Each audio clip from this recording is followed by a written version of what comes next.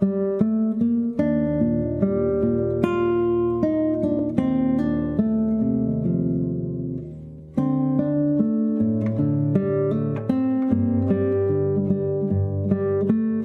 week, we mined our collective consciousness for memories of Final Fantasy Mystic Quest. This week, we examined the game it replaced here in North America, Final Fantasy V. Did American and Canadian gamers miss out on this job-heavy dungeon crawler, or did Square do us newbies a solid by skipping this entry, paving the way for an amazing game we'll be talking about at length in just a couple of weeks? Time to choose our classes, equip some actions, and steel ourselves for the adventure ahead as we embark upon episode 105, Final Fantasy V, The Forgotten Classic.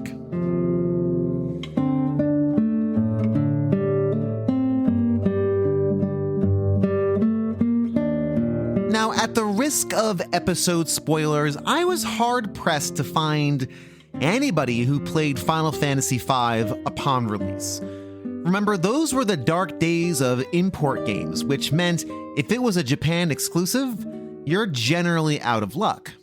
But be it through re-releases, remasters, or some old-fashioned downloading of emulators, hungry fans were able to experience Final Fantasy V as kids and adults. Starting us off with his first impressions is Julian from the Stage Select podcast, followed by Games with Coffee, then Xerxex, and finally Mike of the MageORage Twitch and YouTube channel. So let's talk about Final Fantasy V, man. The one that no one played until somewhat recently, or until they discovered emulators. Yeah, the one that got away. Well, of a handful. This is the one. This is the one that hurt somehow, because I don't know about. I can't speak to everybody, but when in this era was like the height of video game magazines, and this was around the time that they started to get savvy about, hey, look at all the stuff in Japan that we're not getting. And Final Fantasy V was the first one where I was like, wait, why aren't we getting Final Fantasy V? Like, I didn't even know that Final Fantasy II wasn't Final Fantasy II until just now. Like, everything that I know is a lie. I want this. Everybody wanted it. And yeah, like... And it would be a long time before we'd get it. It was one of those things where like a lie was exposed, because it's like, wait, 5? So do you mean there was another 2 and a 3? There's like 3 we're missing now? Like, what's that? Yeah, it's very funny. I like that. When did you play for the first time? It would have been when the Final Fantasy anthology came out for PlayStation. Okay. I am like. Okay, I have eased up on this in the last few years, but I was staunchly anti-emulation for the majority of my life, especially once I started working in retail. Sure. And so, and honestly, when Final Fantasy V was like, when the news about it was circulating, I wouldn't have even known that existed. That was a possibility to play it that way. So it was just like out of reach. I was like, okay, well, I guess I can't play that. And, but luckily I was able to get my mom to purchase Final Fantasy VI for me when that came out. I made it, you make deals with your parents, right? And I was able to strike a deal for that one. But it remained this elusive thing that I would think about sometimes. And then when I finally got my hands on it, I was like, oh, I'm fine. I didn't need this, actually. We're good. It is the only mainline Final Fantasy that I have not finished. And I have tried, Bill. I have started that game many, many times, and I have gotten into that game many, many times, and I always fall off, and I don't know what it is. Part of it is, definitely part of it is the story. I feel it is a much weaker story than 4. I don't feel much of a connection to the characters. And I also don't think that it looks as good as 4. And part, now that I think about that probably has a lot to do with the fact that they had so many more sprites they had to come up with for the job system. So they had to, make some concessions here and there. But my biggest thought is that I feel that, and I could be wrong on this, but I feel that the PlayStation 1 and Game Boy Advance versions of the game that had been released previously, like before the Pixel remaster, I feel that there's something with the audio in those versions of the game where the soundtrack is kind of nails on a chalkboard to me. And I don't think it's the compositions. I think it's actually just the emulation of the sounds for those particular versions. I may be wrong. I need to get to it in the Pixel remaster and see if that fixes it, because I want to play it with the original music just to see. But yeah, I bounce off of it so hard, and it's hard for me to really quantify why. It's fair, because I played it again I just played it on the Pixel remaster a year and change ago now at this point, and I too bounced off of it. I too did not finish the game. I got about maybe 2/3 of the way through, and I ran out of steam. It might have been because I was marathoning Final Fantasy games. That'll do it. That could just very well be the case. I had done 1, 2, 3, and 4 in a row on the remaster. I was on 5, and I think I might have just ran out of steam.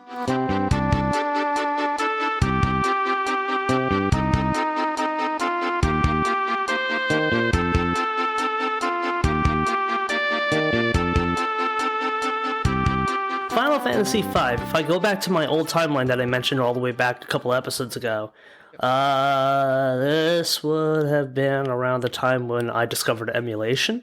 So this would be somewhere between, I'm going to say 2002, 2003. So I would have been about 15, 16 years old at the time when I first was introduced to it. So my brother and I, we played it with a patch. An English translation patch, and this was before anthologies came out. I think anthologies came out, I believe, 2004. You know what? I might just check that out while we're talking. But yeah, first impressions of it. It was a bit different from 4. The graphical style was a little bit more, I would say, a little bit more progressed than 4 was, because 4 kind of still had a little bit of an 8-bit feel to it, but 5. One of the things that I noticed, and I just started playing the Pixel remaster to prepare for this, is that in 5 you could see the characters being a lot more expressive with emotions. Like you have the surprise face, or you can see like Ferris laughing at a comment or something like that. Whereas you didn't really see that much in Final Fantasy IV.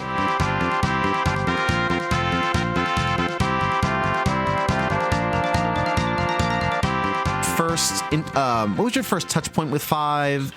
Obviously, you probably didn't play it of its time, so I was curious when you first got your hands on it. Yeah, it's, I like probably most Americans got their first crack at it with the Final Fantasy Chronicles release on the PlayStation.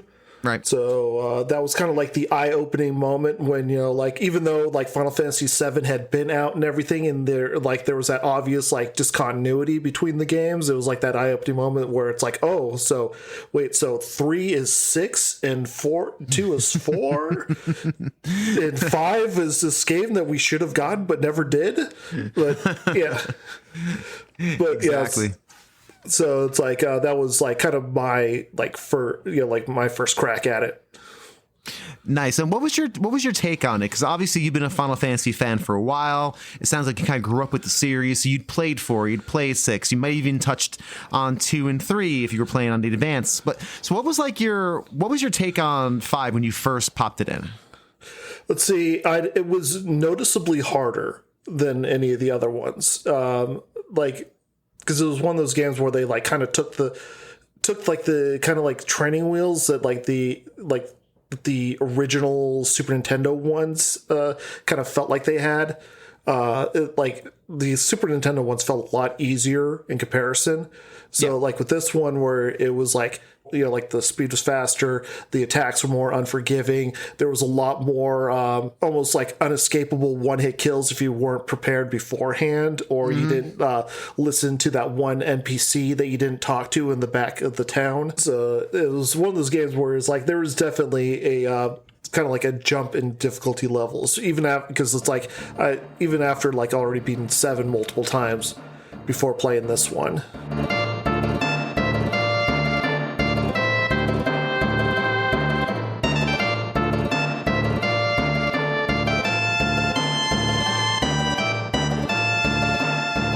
first time I experienced 5 was with the PlayStation release of the WonderSwan Color port.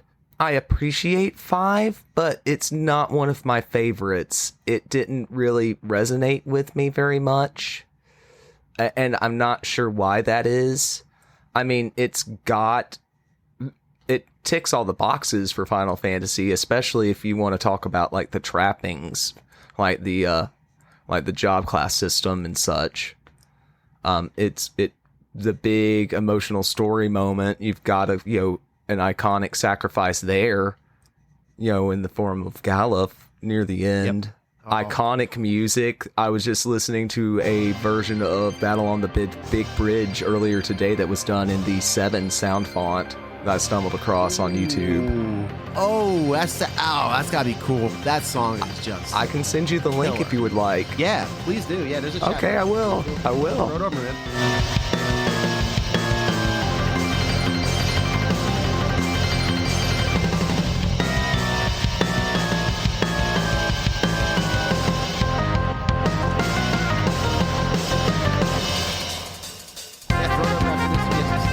I would love to check that out. That's gotta be that song. I mean, the music of 5 is fantastic, like ridiculously good.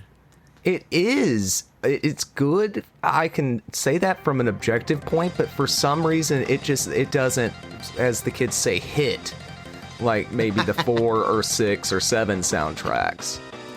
And nostalgia is a hell of a drug, I like to say. There is.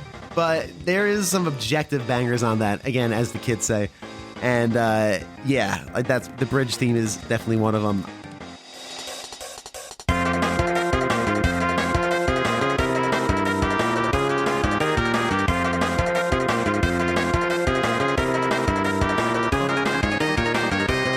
Continuing the introductions is Barry Carenza of Premium Edition Games, followed by Greg Sewart of the Player One podcast and Generation 16 series of videos, and concluded by content creator Mekel Kasanova. What was your first experience with 5 then? Let's just roll 5. Again, when I did Final Fantasy 2 and 3 with emulation, I found a fan translation because we never got 5, so I downloaded the ROM. And SNES 9K, I think it was or 9X was the emulator. 9X. And that was the emulator of choice. Emulator of choice. Yep. And played that with a fan translation, and played through the entire game. I was just captivated by it. And one of the things I think Bart's was named Butts in the early translation. I was like, that's got to be a fake name. And of course it's Bart's, but it was Butz, right. Butts. And I was like, okay, I'm controlling Butts. Gotta love it. And at this time I was keeping the name, so I was like, I'm Butts the whole game. But of course it's Bart's. But no, it's one of those things where I feel Final Fantasy V is best played twice. It's best played the first time learning everything, and it's then best played a second time more optimally, because you learn what jobs have what unlocks, and to start working on them. Like when I play Final Fantasy V now, the first thing I do once Red Mage unlocks is I make every character Red Mage until they unlock Double Magic. Like that's it. I'm full Red Mage for Double Magic, because once you learn that, it's like it opens up so much to the game, and it is almost OP in a lot of ways. So you have to struggle just that little bit to make the rest of the game easier. And I remember that, I was like, oh, well, I'll pick one Red Mage, and I saw that, and I was like, 999, oh my god, I gotta keep going. Eventually I unlocked it, cool. And I was like, yeah, I felt... Takes a while.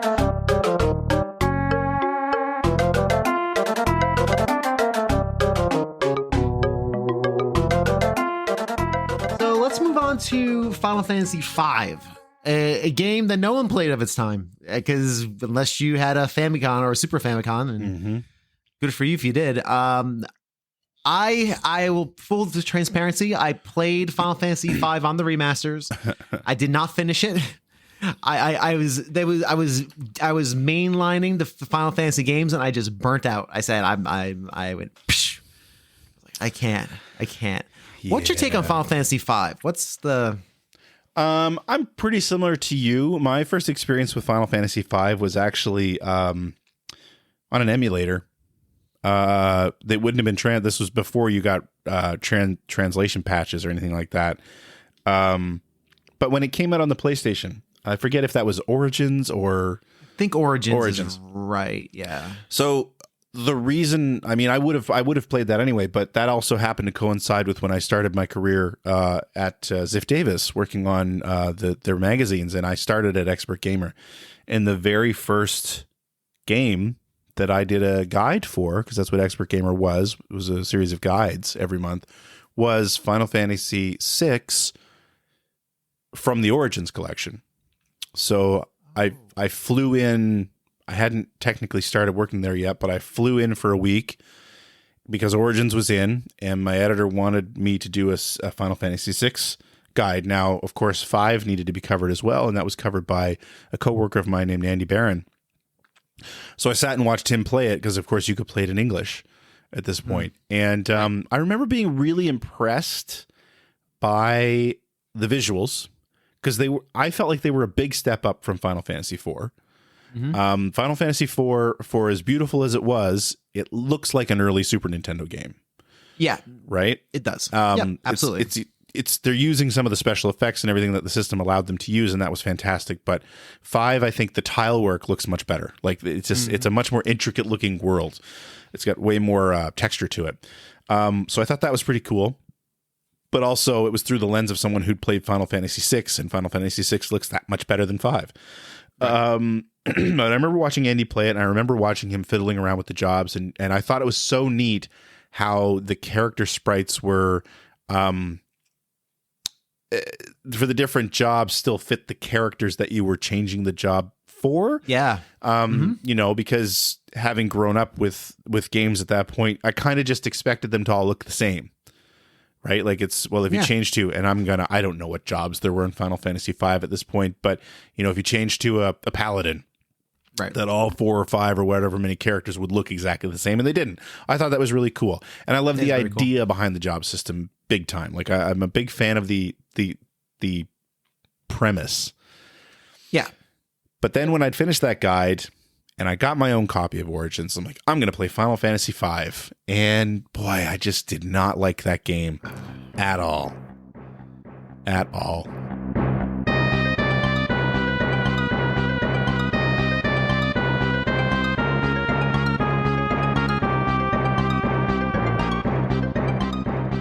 Actually, let's real quick. You know what? Because I don't have much on 5. Have you played 5? We can do like a quick tight 10 minutes on it. I don't have a lot on 5. I played a little bit. I played like half of it, and I ran out of steam. So the first time I played 5, I believe it was it Anthology? I think that's what it came out on, and there is I think the PlayStation 1 back in either 98 or 99. I think it was 99.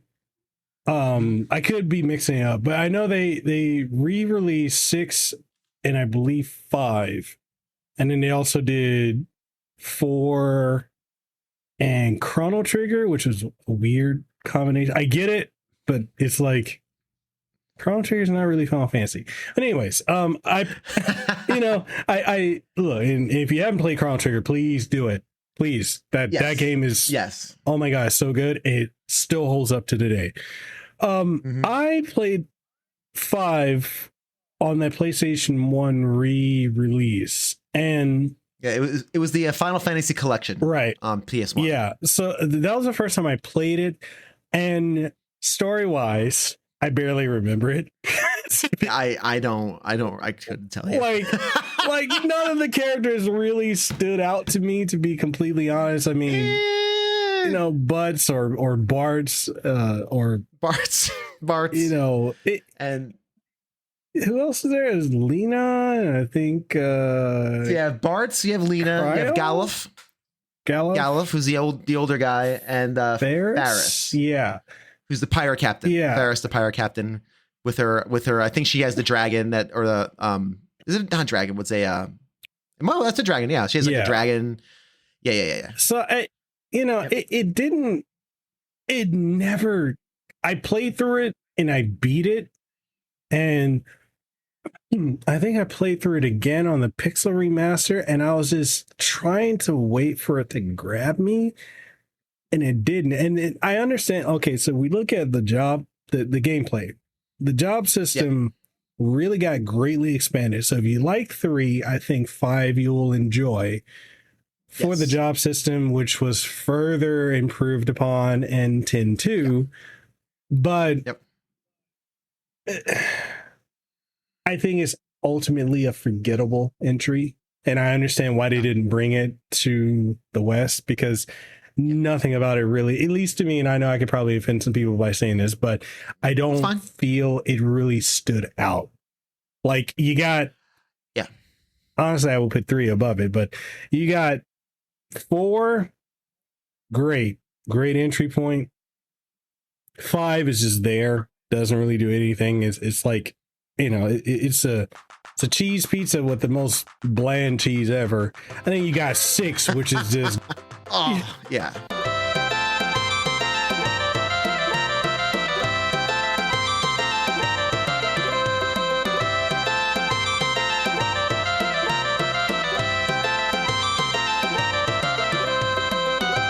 If there's one thing Final Fantasy V is known for, it's not the story or the characters or even the visuals.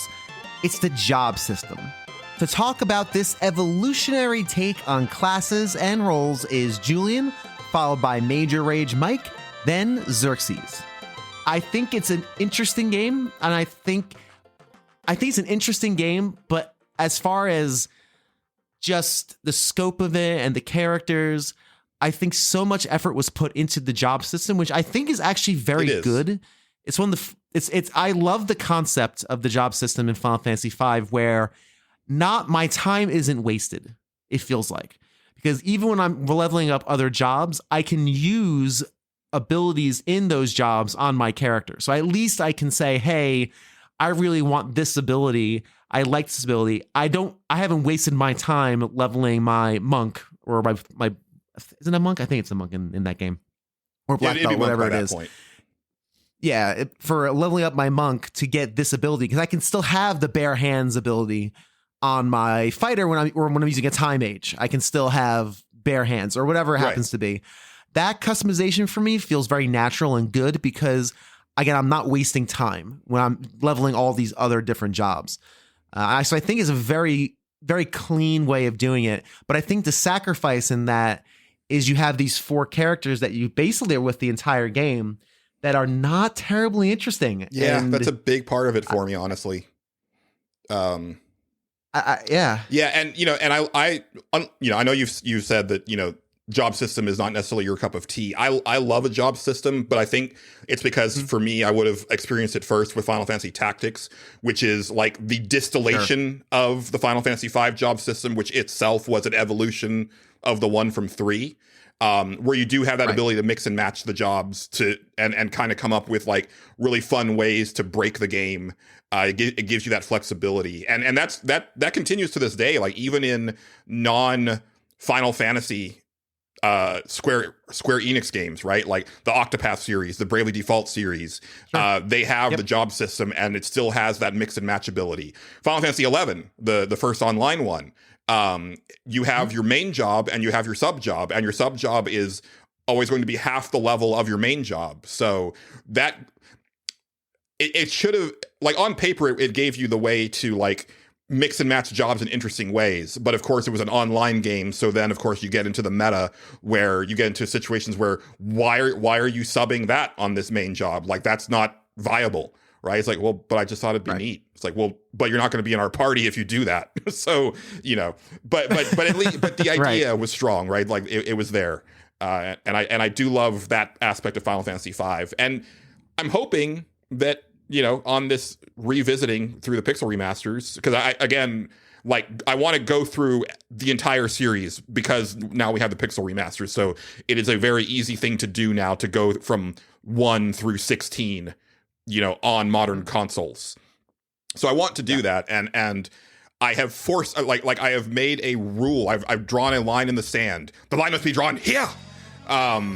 That I cannot play Final Fantasy VI Pixel Remaster until I beat Final Fantasy V for the first time. That's fair. That's fair.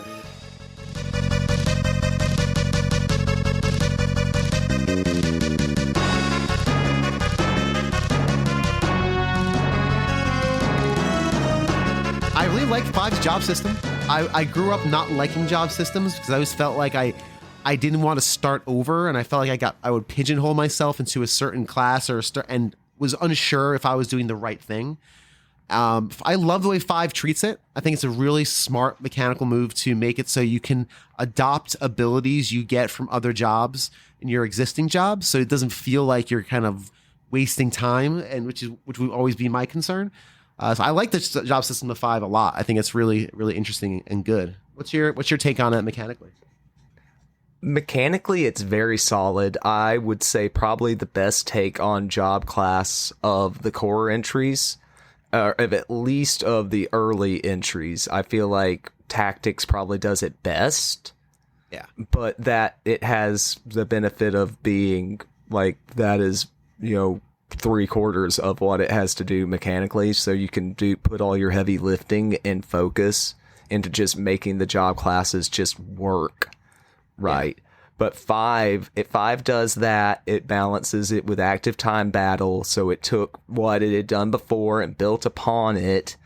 The characters, it gave the ability for them to make all the characters that have traits that aren't dependent upon a job class or a role in combat. And I feel like you couldn't have done the type of story that they did with 5 without that freedom. Like, you couldn't have had that theme of Ferris just literally trying to figure out who they are. And it's one of those instances where the mechanics and the thematics line up perfectly in a Final Fantasy entry. And I feel like they do that a lot. Yeah, no, that's a great way of putting it. I really do. I agree. I think they really do line up well. They definitely complement each other for sure. I think it makes a lot of sense. Absolutely.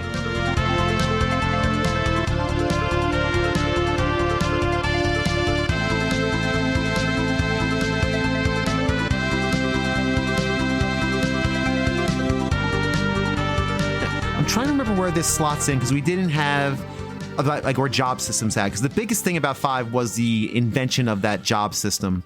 Do you recall? I'm trying to remember if there was anything close to that yet in the Final Fantasy world, at least.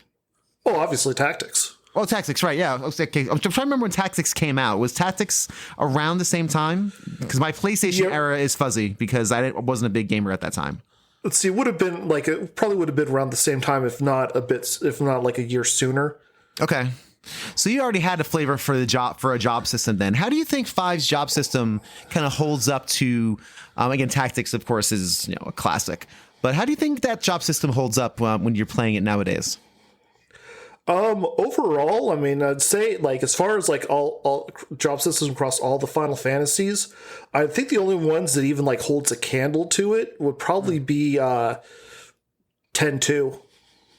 Interesting. Okay. Interesting. Okay. Why do you like it so much? What about it do you feel like works so well? Like the overall would definitely be the customization of it and everything, because it was one of those situations where it's like it was all like it all had its viability in a way, and then like how you played it, especially if you knew ahead of time what you're gonna do. But then it also rewarded you for going that extra mile of mastering as many as possible, because all those passes stayed with you whenever you went back to your freelancer or mimic. Yeah, and that's what really struck me when I played it. And I played it for the first time a couple of years ago on the remasters. And I was never a big fan of job systems in the past, but this time around, for some reason, it really struck me. I liked the fact that I always felt like I was making progress on a character because I could keep one of those elements. And I always felt that was really a good thing to do. I thought that was really an elegant way of approaching it.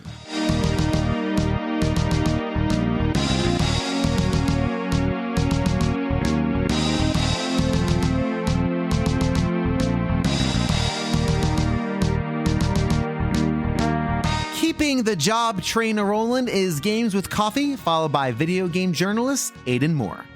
It was actually my first introduction to the job system. because I didn't play Okay. 3 up until Right. then, right? So the job system was brand new to me, and I like the versatility of the system, but also at the same time too, because I was so used to Final Fantasy 7 and 8 and 9 as well too, and then they're kind of more structured, a character-focused structured job system. I don't know if that makes sense. Like every character has his own. Every character kind of has their own specialty. Right. I kind of didn't enjoy the customization factor of Final Fantasy V's job system, but it still left a very lasting impression on me. And the story was great too. And that doesn't hurt either. I mean, and I think it's interesting, but because most people when they talk about 5, the first thing they go to is that job system, right? It's that it's the mechanics of it, is how interesting it is. I never loved job systems growing up. I just wasn't the thing I was into. I didn't like. I always felt I was wasting time, like because I never had enough information to make the best choice. When the real answer is there is no best choice, you just make the choice you want to make. It's that true customization, and I think 5 does it definitely better than 3. It's definitely an evolution of that for sure. Oh yes, absolutely. But even still, it's just the choice paralysis, the paralysis of choice. There's so many jobs to choose from. Which one would be optimal for the current situation that you're in right now? Like, what about if I wanted to work on another job first before moving on to another one? Right? But the beauty of 5 is that you can transfer certain abilities from certain jobs to other jobs. So if you wanted to be a blue mage with white magic, you can do that. If you wanted to be a knight who can cast black magic, you could do that too. The beauty, it's a really beautiful system, I think. Final Fantasy V's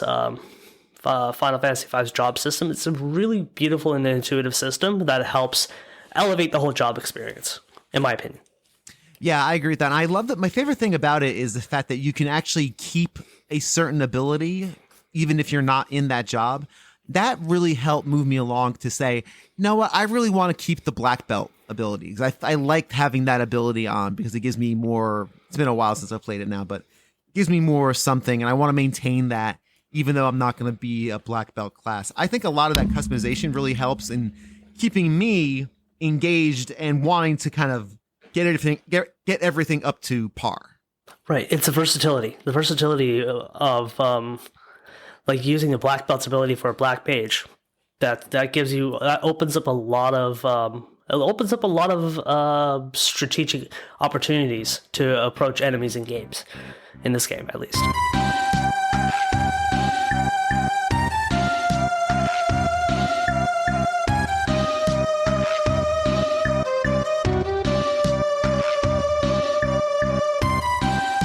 Yeah, Final Fantasy V I've only experienced them with the Pixel remasters.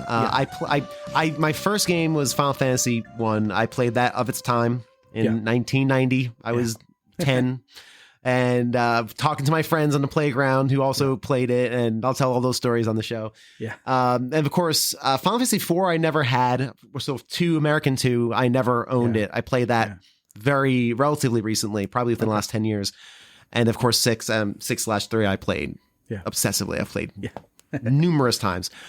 5 is interesting. I never loved job systems because I always felt like I was wasting time. And if I put too much time into one job that wasn't going to work for something else, I felt like I was always running into soft locks and like, now I'm in a situation where I'm not going to succeed. And I've broken myself of that recently. I do now like a good job system very recently because I like that expression. And I think Final Fantasy V's job system is absolutely sensational because it scratches both itches. It allows me to really customize the character and really think strategically about how I want to build, but I'm not wasting abilities. I can still assign abilities after the fact. And that is so smart. It's so good for someone like me who wants to accumulate in an RPG. Yeah, I love accumulating too. I can accumulate and I can iterate. It's really a nice. Really, I love the way 5 does it. Yeah, and fantastic. I think Bravely Default is, I think, an example of a job system that it falls into what you were describing. Like, I had a point in Bravely Default where I got soft locked because I had focused on some jobs, and I was like, well, I literally can't defeat or damage these enemies. I'm a pirate or something, and I couldn't. And I was like, this is just going to require me to spend hours grinding up and re-optimizing my characters. And I was like, I just don't want to do that. Where Final Fantasy V, like the fact that 4-job Fiesta exists and people can beat the game with any combination of jobs is just like, to me, that just shows how well designed that system is and how, it can be as much or as little as you want it to be. And so, Final Fantasy III gave us Final Fantasy V. So forever, I will be forever grateful for it, for that. And I played Final Fantasy III for the first time on the DS as well, and I hated it. Did you? I hated it. Interesting. Hated it. I was like, I couldn't even get through. I couldn't get through it. You know what? I didn't beat it either back in the day. I don't know why. I was swimming in games back then. The DS period. I was like, I was in my mid-20s. I was working. I had so much money and like less time than I had. So I have a lot of like half-beaten Nintendo DS games. That's so funny. It was one of those systems where I just didn't. Again, I didn't love the job system. I'm like, I got shrink down. I haven't boosted my magic yet. I'm now have to be a mini for this dungeon. Small dungeon. Short. It's not a big deal. No. But I'm like, I'm getting wrecked everywhere I go. How am I supposed to predict what I'm supposed to be putting things into? The progression of how you unlock jobs in that game as well, I didn't really like as much. It's tricky. So it's a blueprint for something greater that came later. It was good. And that's exactly right. Yeah. And again, it being on the NES is just like, that to me is miraculous. Like the fact that they were thinking that way at that time and able to make that, like, Final Fantasy 1's job system, such as it is pretty limited. And the fact that they went from Final Fantasy 1 to Final Fantasy 3 in like, 2 years is like wild to me, right? It's insane. It's absolutely crazy.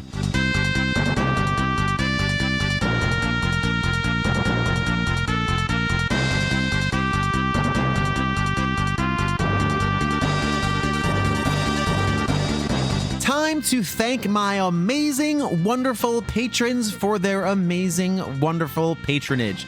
Starting with Terry Kinnair, Sir Coffee of Houseblend, first of his name, also known as Games with Coffee, BT Goebbels, Julian of the Stage Select Podcast, Seth Sergil of the All End Podcast, Tim Knowles, formerly of The Leadist, The Let's Play Princess, Greg Sewart of the aforementioned Player One Podcast and Generation 16 series of videos, Philip Becker, and finally, the one and only Pete Harney. If you would like to join these patrons of patronage, go on over to patreon.com/agamerlooksat4040. Check out the tiers, and if something appeals to your sense of generosity, sign up today. And if not, ratings and reviews on your pod player of choice are always greatly appreciated.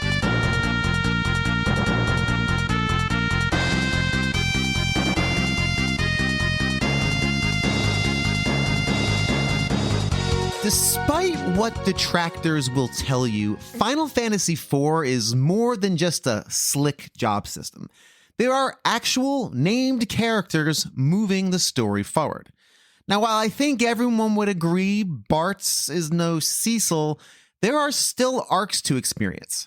Starting us off on this conversation about Final Fantasy V's characters is Julian, followed by Barry Carenza. Again, say what you want about Golbez, right? In Final Fantasy IV. Golbez, and say what you want about Golbez, and then, of course, turning into the big bad at the end that no one knew existed until 5 minutes before you see him. Say what you will about that. But when your main big bad's name is X-Death, and I think it's a tree. Come on. Does it end up being a tree? I honestly don't know. Like a tree is involved somewhere. I don't know. Yeah. Yes. X-Death. X-Death sounds like the name of a Decepticon from the Japanese only Transformers cartoons that started airing after it got canceled in America, because they get some weird names in there, and that's what I always think of with X-Death. Yeah, it definitely is like an anime vibe. X-Death to me sounds like a bad band, Yes. like a band name for like a high school band. Like 311, their first band was X-Death before they became 311. I'm sorry, Bill. I don't have the 311 button back. handy. Come on. That is my co-host. Only Justin has that power. Oh man, Stage Select, y'all. Please listen to that show. It's very, very funny and very good. My man is doing really good work over there. I'm glad my friends are doing really good work between you and the Well-Read Mage. I'm like, my friends are doing really good stuff. And that makes me very happy. It's been fun, like, kind of bolstering each other and like shouting each other out and getting the word out with everything. Yeah. It's been very cool. Also, check out Game Logica on YouTube. Holy crap. Yes. That is such an amazing, informative series.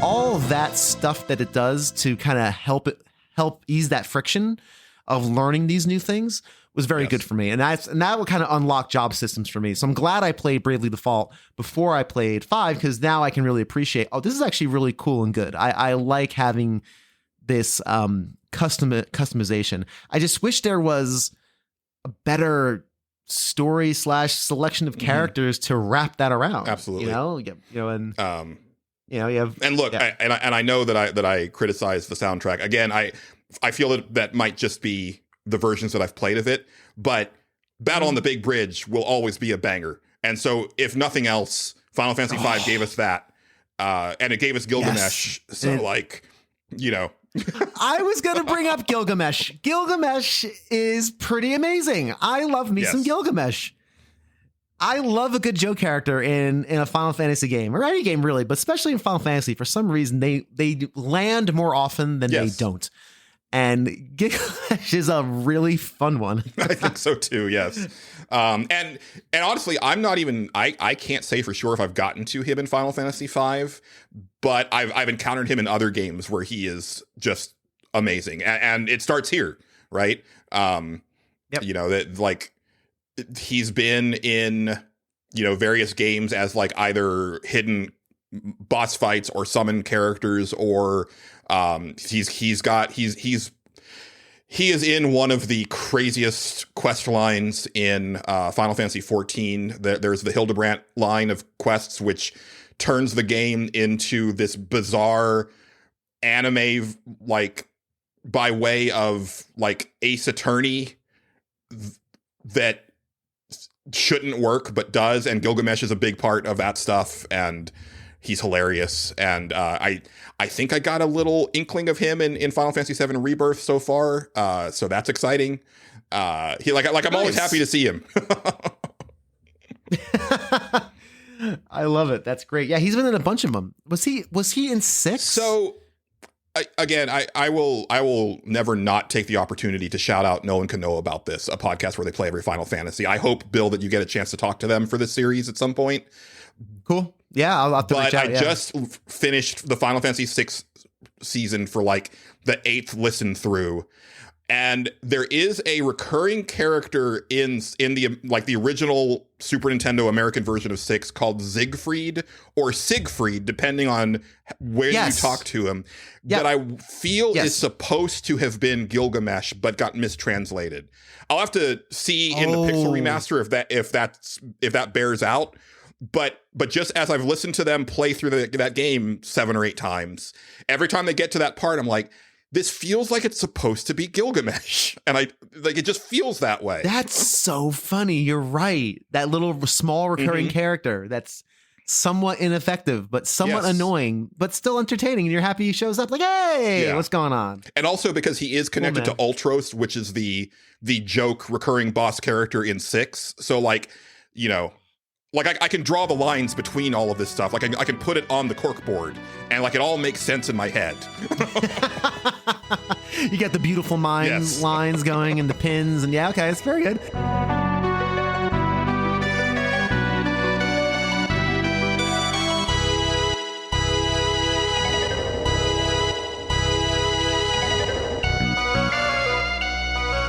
I feel like 5 is the black sheep, more so than Final Fantasy II of the original 6. Interesting. Okay. 2 is considered the black sheep by many because it's so vastly different in how you level up. And in that way, it totally is. But I feel 5 was so overshadowed by 4 and 6. Like, what a sandwich to be in. And right. it's the only one from the Super Nintendo era that did not get a US release. So it's like, well, why didn't it come over? Was it not good enough?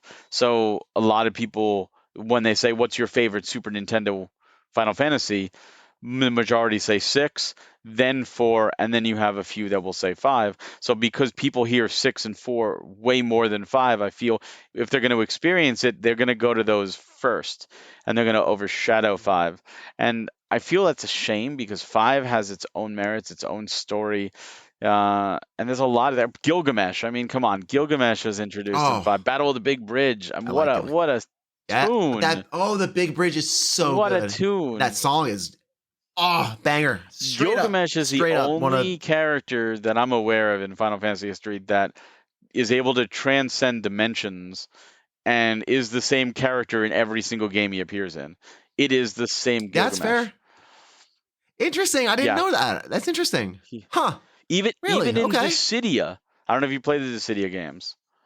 I haven't, no. He is a hidden character in Dissidia Duodecim as a bonus character. Okay. And his intro cutscene is Bart's walking around and Gilgamesh is like, I finally found you, and he opens up a portal and he drops down. Dope. And what's interesting is the Dissidia games are actually prequels. The Dissidia games take place prior to the other Final Fantasy. Like they're like pulled from different times. Okay. So Bartz has no idea who he is, but the Gilgamesh that arrives is the one from Final Fantasy V after those events.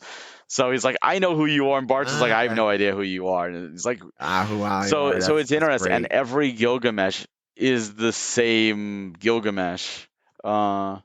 In some way, that's shape, cool. I had no idea. Yeah, that's cool. I mean, I'm assuming even Type Zeros is he's the same. Like he went there and he got knocked in the head and doesn't remember. And it's always with Enkidu, and it's just great what they did with that character because he's a comic relief villain, and I feel he might be the first real comic relief villain. Ultros to follow him. Right. Ultros, of course, is probably the most popular comic relief villain, but Gilgamesh he's great, and he's appeared in so many games, and a lot of people don't even know that he started in 5. Like that's his origin. That's funny. Yeah, that's fair. But it was and 5. Well, the death in 5 didn't take me the same way as 4 or 6 because of what those games contain. I wasn't expecting it. I almost felt like 5 was a little more chipper. It was brighter than 4. It was a little more colorful. It was a little more lighthearted. And then of course Galuf, my man, he the sacrifice, and again back to the sacrifice, and his daughter taking over, or granddaughter taking over. I'm sorry, and it was like I was so thankful that she inherited everything that I worked on with him. I was like, oh God, which is you had to do that even from a game. Oh yeah, you had to. It was too late game. And Galuf is such a fun character too. He's awesome. He's awesome character. And when that was the one I remember it again, and I played it for the first time just on the remasters. So I have no history with it before a couple of years ago, and that hit me even just as an old man, as a fellow old man. Me and Galuf, I remember really like, ooh, geez, that's in front of his granddaughter, right there, and yeah, really, really powerful moment. I was going to ask you about that moment in particular, because that one. Oh yeah, that's the big one for sure. And the characters were good. I love Varys. I thought she was a great character.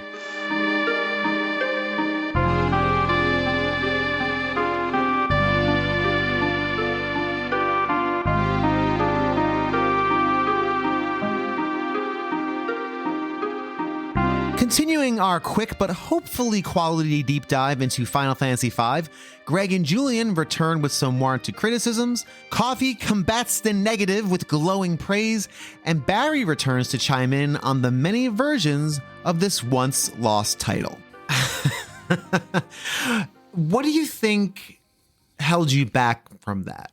Like, what do you think was the blocker? It was the job system.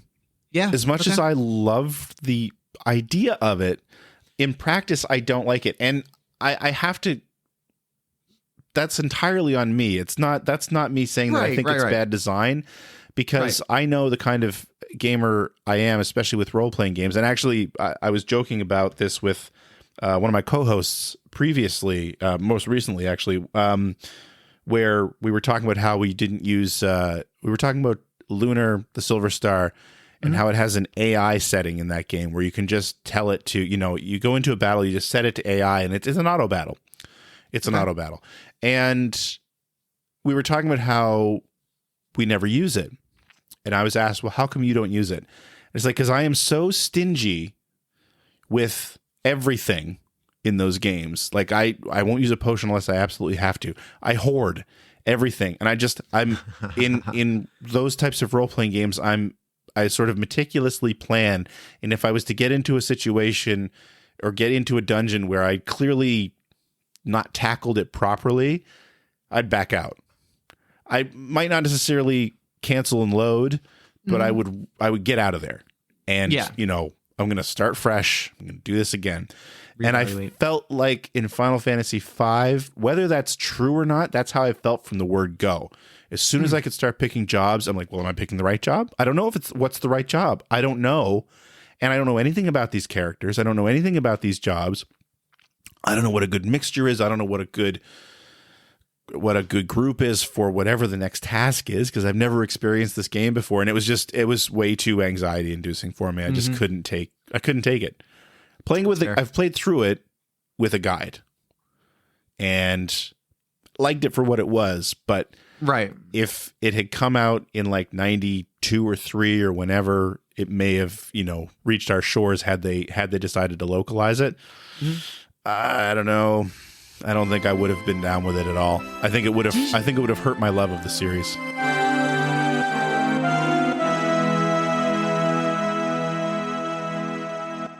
I don't have a ton to talk about 5, which is going to make the 5 conversation very interesting. Yeah, I know that it is like of the Super Nintendo 3, right? Because I like up until it finally broke, right? Like every generation got 3 Final Fantasies until they didn't anymore, and that made me sad. I actually wrote about it for Pixelbit back in the day about like, oh, the cycle has been broken. Oh no. But of the Super Nintendo era, it's usually that the majority of fans, like the masses, if you will, like 6 the best. The olds like 4 the best, but the smarties like 5 the best, right? Like that is the intellectuals Final Fantasy of that era. And I'm not smart. Like, so that might be the issue right there. But again, like now having many more of these games under my belt, and maybe with a little bit of tweaking with the Pixel remaster, I think that I can do it this time. I don't know if I need to like force myself. Like, no, actually, a listener suggested that. A listener suggested that I do the 4-job fiesta, which is a very like that is a well-known charity where you go to their tweet bot and they will assign a job to each of the characters, and so once you get that job, they can only be that job. But I feel that intentionally limiting the system for me would make it worse for me. So I just need to find my fun in Final Fantasy V and make it all the way through. Fair.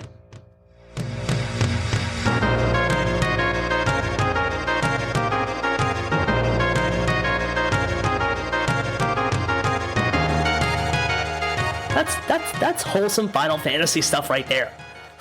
I think you hit on a very interesting word there, wholesome. I find Final Fantasy V very wholesome compared to like 4, which I felt like had really deep themes, and we didn't unfortunately get a chance to talk about 4 for the 4 episodes. But 4 is I know, I'm so disappointed because like 4 is my jam. I know. We're gonna talk about 6, so that at least hopefully makes up a little bit for it. But man, 4 is such a thematically challenging game. Like, there's so much stuff going on in that game, where 5 is almost like a bit of a fresh breath of fresh air. It's like it's a little more lighthearted. It's a little more whimsical. Yeah, a little bit whimsical. Yeah. It's more of a whimsical journey for 4 people just interacting with each other through happenstance, find the crystals, become the chosen 4 warriors of light, and you're like, go save the world. How are we going to do that? I don't know, but we're going to figure it out together as a group. And Figure it out as a group. and the comical adventure begins. Now, in Final Fantasy V, you also mentioned story. It's got a surprisingly interesting story. I don't know if I like it as much as 4. What's your take on the story of Final Fantasy V? I personally do think that 4 is much more memorable than 5. But that doesn't discount the fact that 5 is a very good story. Mind you, I only just started playing 5 again after, I think it must have been about 10 or so years since I last played it, so I can only remember bits and snippets of the story. But there are 2 worlds that are separated by an interdimensional void. I believe this is the case, and there's this one crazy wizard who wanted to utilize the void for his own purposes, and some wibbly wobbly, timey wimey stuff happens. An elder tree gets involved, becomes cursed with evil energy, and decides to, hey, I'm going to take over the world because I'm an evil tree. So that's just the. But then I guess these 2 worlds were once merged together. Bart's dad, Galoof, and 2 other warriors set off on a journey on a quest to stop the evil tree from doing its evil tree stuff. And then the end result is that the worlds end up splitting apart until Xdeath comes back and merges the worlds back together so he can access the void and end all of existence. Boom. I think that's how the story goes. That's basically it. That's about it. I know there's an Xdeath at the end, and which. Okay. And there's Gilgamesh is in this, which is fun. I was just about to say, like the characters of the game actually make Final Fantasy V so much more memorable. Like you have the first introduction to Gilgamesh, and Gilgamesh he's just the guy he's just the underdog that you just can't help but root for, even though he's a bad guy. You just want him to do well. Like you can't not love Gilgamesh.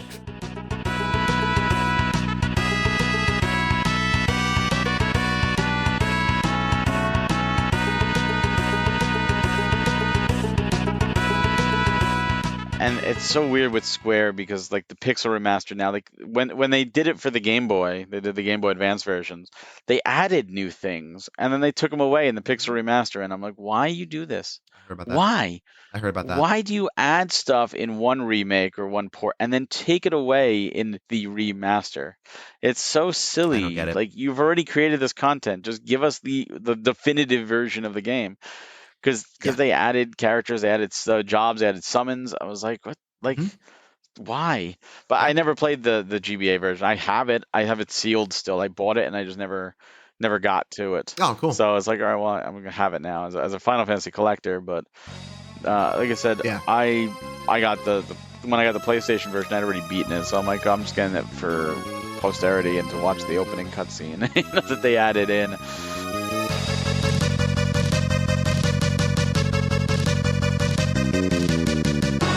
To close out our Final Fantasy V episode, we ask an important but tricky question. What if Final Fantasy V got a stateside release back in December of 1992? Would North American gamers have embraced it or ignored it as a puzzling follow-up to a stone-cold classic? To answer this question, Greg returns to the show, followed by Xerxex, and then Games with Coffee weighs in on the topic. And then finally, Xerxex returns to tie a bow on the episode with some final thoughts. Do you think it would have been well received if we had gotten it on in North America? Do you think it would have landed well, or do you think it would have hurt? I think it would have landed well because RPGs were still a bit of a rarity back then. Now the Super Nintendo really started changing that. Yes. And depending on how early we got it, I guess would be, if it was, I don't know what year it came out in Japan. Yeah, I can look at that. I mean, but if it was localized to come out fairly quickly afterwards, like 90, I'd say like 92 maybe. Mm-hmm. Yeah, it was released in 92, end of 92, so okay, December so 6th. If it came out in 93, yeah, I think it probably would have still been well received. I also think that this was also the time that you would have had probably like Nintendo Power articles that were guides. Yep. I think that the instruction booklet probably would have had an opening section guide for the game, much like Sega was doing with their RPGs, because it was still such a it was still a rare genre in North America. And you could tell that Sega, again, is a great example of this, but I think every company that was releasing these games were just like, we need to hold your hand. We're not sure everyone digs these. We're looking at every release as kind of an entryway into the series, or into the genre. So I think it probably would have been well received. I think personally in North America, it was overhyped because we didn't get it. Right. You know, yep, that's true. Because very true. When it came out in that Origins collection, I mean, I was looking at the issue the other day and how in Expert Gamer, as an example, it was hyped up as like the lost Final Fantasy, the one that, you know, we finally get to play this in English, this masterpiece in English. And like, I think it built up a lot of cachet based on the fact that it was inaccessible for 10 years. Mm-hmm. Sure. You know, so that makes sense. Still a good game. I don't, and I say that in hindsight, I think it would have hurt my love for the series. It probably wouldn't have. I probably would have just been excited to play another RPG at that point. Yeah, probably. Yeah. That makes sense. I always wonder why it didn't come here, and I'm sure there's a story, and I'll have to look into it. I never really looked into why 5 didn't make it over here, because again, at that time we were kind of caught up, right? We were, and in 6 didn't come out until 9. Was it 95 or 4? I would say 4. I don't know. I know that the screen says 94, but I don't know. Yeah, it's like 94, 95, somewhere around that. No, like that Christmas time era. Who knows? Somebody somewhere might have thought that it was too weird.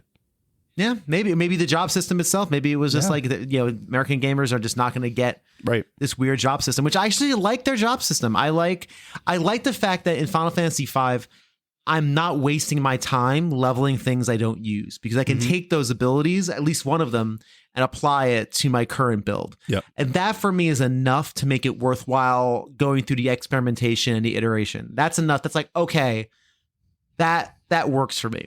That's okay. Yeah. I'm fine with that. The idea of just having a job that doesn't look interesting, not leveling it, and then all of a sudden, oops, you need it, which happens in 5. In 5, I know it happens in 3. And 3, it happens where it's like, oh, oops, you didn't, you need your goon. Hope you leveled that at some point, because you can't get past this without using it. Yeah.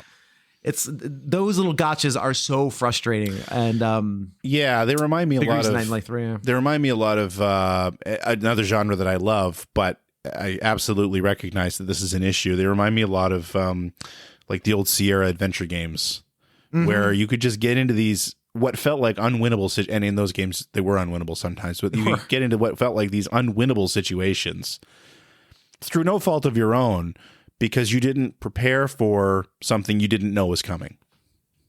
That's not good design. Not fun. No. I don't understand why people like those Sierra games. My brother loved those games. He loved all those King's Quest games, and he would sit and I would watch him play this. I'd be, dude, why are you playing this? He's younger than I. He's 5 years younger than I am, and he's like loving him. Oh, great! I never understood it. We just like the Leisure Suit Larry games, but that was for other reasons.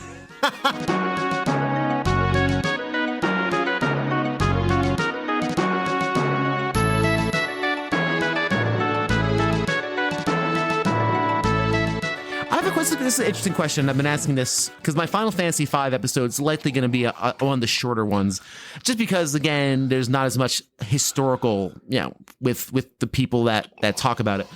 What do you think, if Final Fantasy V had been released in the US at the same time it was released in Japan, do you think it would have been a success here of its time, or do you think it was wise of Square to leave it on the shelf? Yeah. Gameplay wise, it definitely would have. Mm-hmm. But if we throw in marketing as well, then no. Interesting.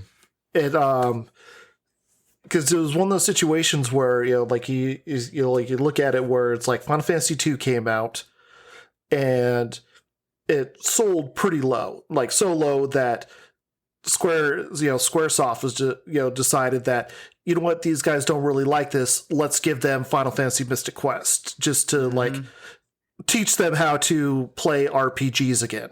Right.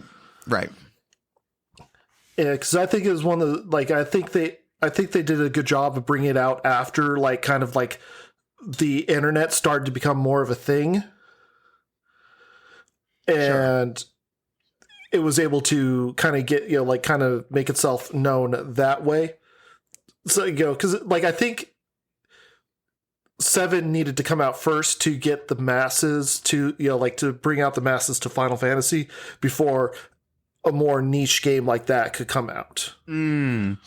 So you feel like we needed 7 to be the just all-encompassing power that it was before we had the appetite, because 6 was still, obviously a huge game, but 7 was the one that that's the one that kind of blew the doors open in North America, at least. So you feel like 7 was required before we could get to a 5 that's, like you said, a little more niche. Yeah, that's on my thought process on it, because even 6, as great as the game as it was, didn't have the numbers really like necessary to justify bringing 5 to the US at the time.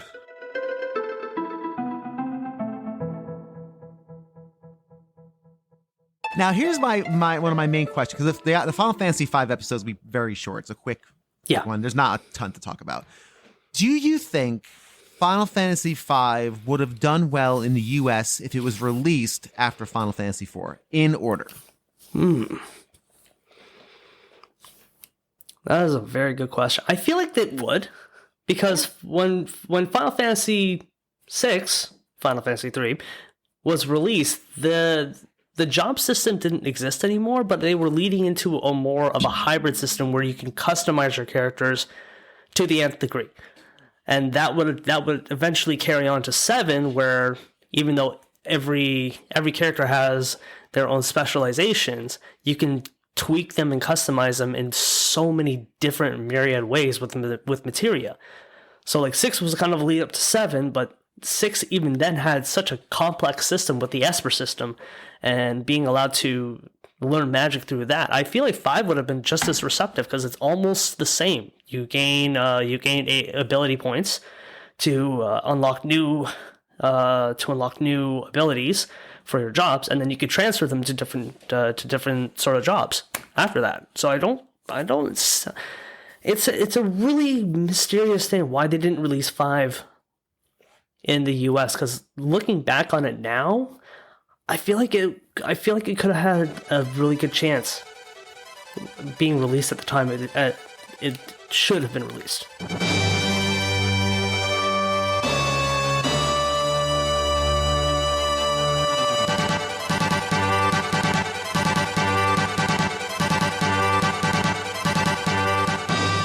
So let's. Do you have any other thoughts on Final Fantasy V? Just like general thoughts or recollections? Again, my show is more about personal recollections and kind of like nuts and bolts of like how you felt when you were playing it, your reactions to it. So yeah, any thoughts on final thoughts on 5 before we move to 6? Let's see. As far as that one goes, I mean, it's like, as far as personal goes, I mean, I've done like I've met up with I've got in contact with like other fans through like the 4-job fiesta that happens every year. I've like done a few of those, and then I've done a couple of those just like on my own, just for fun, whatever. Like, because usually I'll play whenever a new version comes out, because I'm usually like a collector of different versions, because I've got the Chronicles version, I've got the advanced, I've got the Pixel remaster, got the cell phone version, and the Steam version, like the Steam like original release version. So it's like every time I pick that up, it's like, oh, let's try something new. Nice. So it's one of those things. It's kind of sort of almost like a comfort food to a certain extent, sort of experience. It sounds like. Yeah, it's like I'd still like I would argue it's in like, I would actually put it like, I don't know if I'd put it top 5, but it's nearly there.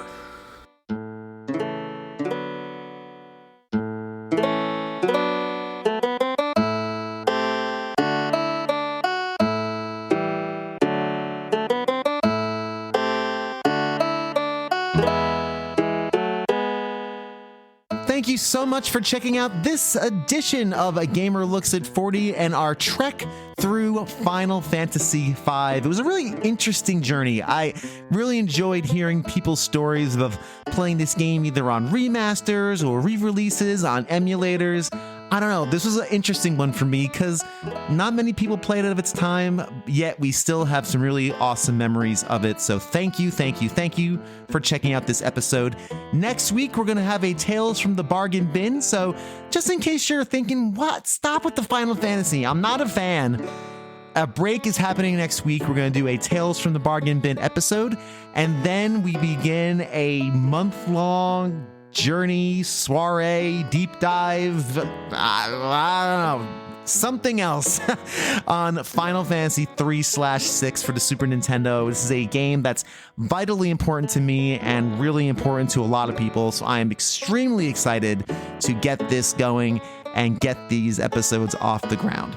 Thank you so much for listening. If you enjoyed this, there's a bunch of Final Fantasy we've done earlier, and there's a lot more to come, so please keep it here. We've also done a series on Earthbound, The Legend of Zelda, and all sorts of other topics dating back for the last, almost 3 years. So please give the backlog a listen if you haven't done so already. Thank you so much to my friends Pete and Kev for their help in editing this episode. Many thanks to my guests who take their time out of their days to chat with me about the games they love. I genuinely appreciate it. And thank you for taking time out of your day to check out A Gamer Looks at 40. Trust me, I understand there are 1,000 things you could be doing at this very moment. And you took that time to listen to this, and that is never lost on me, and I truly greatly appreciate it. So thank you. Until next time, just be kind to yourselves and each other.